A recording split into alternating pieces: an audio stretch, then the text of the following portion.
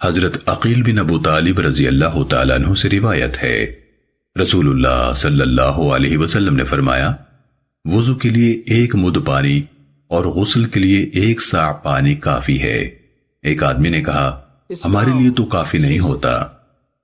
حضرت عقیل رضی اللہ تعالیٰ عنہ نے فرمایا، ان کو تو کافی ہوتا تھا جو تجھ سے افضل تھے، اور ان کے بال بھی تجھ سے زیادہ تھے، یعنی نبی صلی اللہ علیہ وسلم۔ سنن ابن ماجہ حدیث نمبر 270۔